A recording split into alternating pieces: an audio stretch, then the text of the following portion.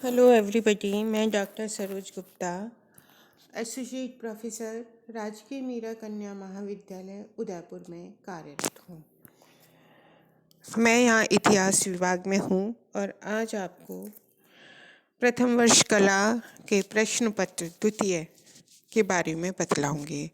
आज पिछली वीडियोज़ में मैंने अलाउद्दीन के प्रारंभिक जीवन, उसकी प्रारंभिक विजय, कठिनाइयाँ, दक्षिण भारत की विजय, उत्तर भारत की विजय, उसकी मंगोल नीति, उसकी उलेमाओं के प्रति नीति, उसके राजत्व के सिद्धांत इत्यादि के बारे में बता चुकी हूँ।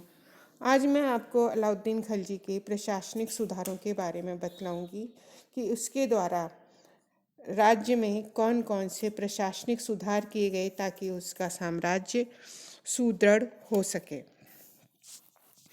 केंद्रीय शासन क्या था अलाउद्दीन का? अलाउद्दीन केंद्रीय सरकार में सत्ता का स्रोत था। उसके पास शासन संबंधी व न्याय संबंधी सभी प्रकार की शक्तियाँ थी। वह राज्य का सर्वोच्च सेनापति भी था। राज्य कार्य में सुल्तान की सहायता के लिए कुछ मंत्री भी थे, किंतु वह उनकी आज्ञा मानने को बाध्य नहीं था। उसके प्रमुख मंत्री और विभाग इस प्रकार हैं। दीवाने वजारत, यह प्रधानमंत्री का पद था। वह वित्त विभाग का मुखिया भी था। उसका मुख्य कार्य राजस्व वसूल करना तथा एकत्र करना था। दीवाने अर्ज, यह सेना व युद्ध का विभाग था। इसका अध्यक्ष आरज ए मुमालिक था। दीवाने रसालत, यह विदेश और कूटनीति के मामलों का विभाग था। दीवाने इंशा, सुल्तान और प्रशासन के समस्त पत्र व्यवहार के लिए इसके अधीन एक विभाग था। ये इसका केंद्रीय शासन था, जिसमें 4 प्रमुख विभाग थे: दीवाने वजारत, दीवाने अर्ज, दीवाने रसालत और दीवाने इंशा। द्वितीय उसका प्रांतीय शासन था। शासन प्रबंध की कुशलता के लिए सुल्तान ने अपने राज्य को भागों तथा उपभागों में बांट रखा था। राज्य में सबसे बड़ी इकाई प्रांत अथवा सूबा थी। अलाउद्दीन के राज्य के कुल 11 सूबे थे तथा प्रत्येक प्रांत का मुखिया सूबेदार होता था। वह प्रांत में शांति बनाए रखने के लिए सेना रखता था। युद्ध के समय वह सुल्तान की सेना से मदद करता था। उसकी गुप्तचर व्यवस्था क्या थी? अलाउद्दीन गुप्तचर संगठन को बहुत महत्व देता था। उसने संपूर्ण साम्राज्य में गुप्तचरों का जाल बिछा रखा था। ये गुप्तचर दूर दूर से स्थानों के समाचार सुल्तान के पास प्रतिदिन पहुंचा दिया करते थे। अलाउद्दीन की उत्तम गुप्तचर व्यवस्था के कारण सुल्तान के विरुद्ध षड्यंत्र और विद्रोह का आयोजन करना अत्यंत कठिन हो गया था। उसकी न्याय व्यवस्था क्या थी? अलाउद्दीन न्याय करने में कठोर था। वह राज्य का सबसे बड़ा न्यायाधीश था और स्वयं ही मुकदमों का निर्णय करता था। सुल्तान के बाद न्याय विभाग में सर्वोच्च अधिकारी काजी उल कजात था, जिसके अधीन बहुत से निम्न स्तर के काजी काम करते थे। उनके नीचे मुफ्ती काम करते थे।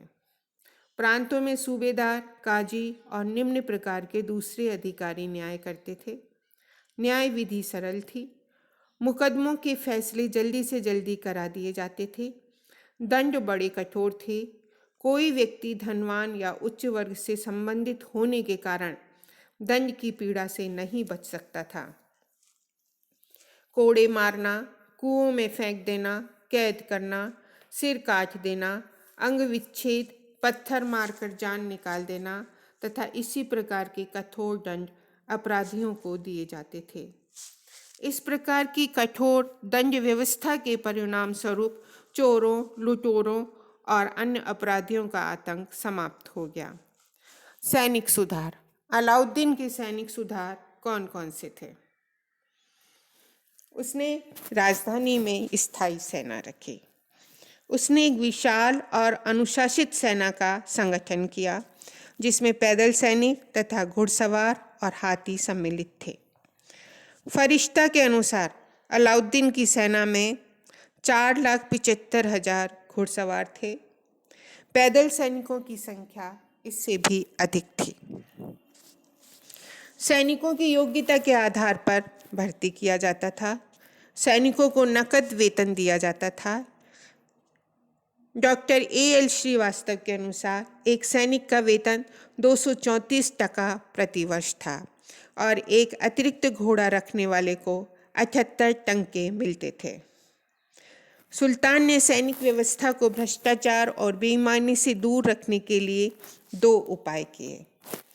सुल्तान ने घोड़े को दागने की प्रथा चालू की, जिससे कि निरीक्षण के समय मरियल तथा कमजोर घोड़े प्रस्तुत नहीं किए जा सकें। द्वितीय, सुल्तान ने सैन्य मंत्री को आदेश दिया कि एक रजिस्टर में प्रत्येक सैनिक का हुलिया लिखा जाए। सुल्तान ने सैनिक संगठन, साज सज्जा, हथियारों और अनुशासन पर पूरा ध्यान दिया। सैनिकों को कटार, धनुष बाण आदि से सुसज्जित किया गया। किलों को नष्ट करने वाले यंत्र, मजनीक, अर्राद आदि की उत्तम व्यवस्था थी। किलों में सैनिक चौकियों और हथियारों के निर्माण पर अधिक बल दिया गया था। अलाउद्दीन खिलजी भारत का प्रथम मुस्लिम शासक था जिसने राज्य के भूमि प्रबंध में विशेष रुचि ली थी। उसने इस क्षेत्र में महत्वपूर्ण सुधार किए।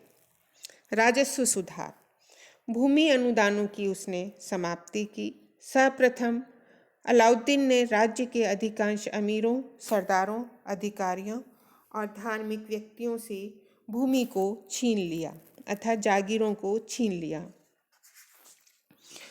उन जागीरों को उसने सीधे अपने अधिकार में ले लिया। इससे 2 लाभ हुए। इससे राज्य की आय में विशेष वृद्धि हुई तथा अमीरों की शक्ति क्षीण हुई और उन्हें नियंत्रित रखा जा सका। राज्य या राजस्व कर्मचारियों के विशेषाधिकार को उसने समाप्त किया। अलाउद्दीन ने मुकद्दम, खुद, चौधरी आदि हिंदू राजस्व कर्मचारियों को उनके विशेषाधिकारों से वंचित कर दिया, जिनका ये काफ़ी समय से उपयोग करते आ रहे थे। सुल्तान ने आदेश दिया कि इन राजस्व कर्मचारियों से भी अन्य किसानों की तरह उपज का 50% भाग वसूल किया जाए। यही नहीं, उनकी समस्त सुविधाएं भी छीन ली गईं। भूमि का नाप कराया। अलाउद्दीन ने भूमि के वास्तविक माप के आधार पर राजस्व निश्चित किया। उसने उपज का 50% भूमि कर के रूप में निश्चित कर दिया। राजस्व विभाग का उसने पुनर्गठन किया। राजस्व विभाग की कार्य कुशलता के लिए अनेक छोटे बड़े अफसरों को नियुक्त किया गया था। पटवारियों तथा निम्न स्तर के कर्मचारियों के वेतन बढ़ा दिए गए थे ताकि वे रिश्वत लेने का लालच नहीं कर सकें। इस पर भी यदि कोई अफसर रिश्वत स्वीकार करने का अपराधी होता था तो उसे अति कठोर दंड दिया जाता था। इस कारण राजस्व विभाग की नौकरी को लोग प्लेग की बीमारी से भी बुरा समझते थे।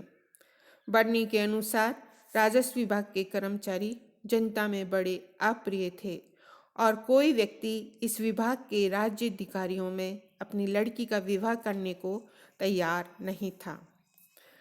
अलाउद्दीन ने भू राजस्व के अतिरिक्त मकानों और चरागाहों पर भी कर लगाया, परंतु फरिश्ता का कथन है कि 2 जोड़ी बैल, 1 जोड़ी भैंस, 2 गाय और 10 बकरियां कर से मुक्त थे। गैर मुसलमानों से जजिया भी वसूल किया जाता था, किंतु उनकी स्त्रियां, बच्चे, पागल व निर्बल व्यक्ति जजिया कर से मुक्त थे। लूटपाट के रूप में प्राप्त धन का 5वां भाग खम्स कहलाता था। शेष बचा हुआ भाग बांट दिया जाता था। ज़कात मुसलमानों से लिया जाने वाला धार्मिक कर था, जो संपत्ति का 40वां भाग होता था। वह केवल धार्मिक कार्यों पर ही खर्च किया जाता था। उसकी राजस्व नीति की समीक्षा जब हम करते हैं तो हमें पता चलता है कि उससे राज्य की आय में पर्याप्त वृद्धि हुई। Doctor A.L. श्रीवास्तव के मतानुसार उसके राजस्व सुधारों का परिणाम यह हुआ कि राज्य की आय में पर्याप्त वृद्धि हो गई। उसका बोझ किसानों, भूमिहरों, व्यापारियों, आदि जनता के सभी वर्गों पर पड़ा। परंतु अलाउद्दीन की इच्छा रही है या नहीं रही है, राजस्व का मुख्य भार हिंदुओं पर ही पड़ा, क्योंकि उनमें से बहुसंख्यक ऐसे थे जिनका भूमि से घनिष्ठ संबंध था। वस्तुतः सुल्तान के इन भूमि सुधारों से कृषकों को किसी प्रकार का लाभ नहीं हुआ। उनकी अवस्था पहले से भी अधिक खराब हो गई। इसका कारण यह था कि उपज का आधा भाग तो सरकार उनसे भूमि कर के रूप में ले लेती थी और शेष अनाज उनका सरकार द्वारा निश्चित दरों पर, जो बहुत ही कम होते थे, बेचना पड़ता था। अलाउद्दीन को अवश्य इन सुधारों से लाभ हुआ। हिंदू मुकद्दम, चौधरी या खुद की शक्ति क्षीण हो गई और आय की वृद्धि से सुल्तान को विशाल सेना रखने में सहायता प्राप्त हो गई। ये अलाउद्दीन के राजस्व संबंधी सुधार थे।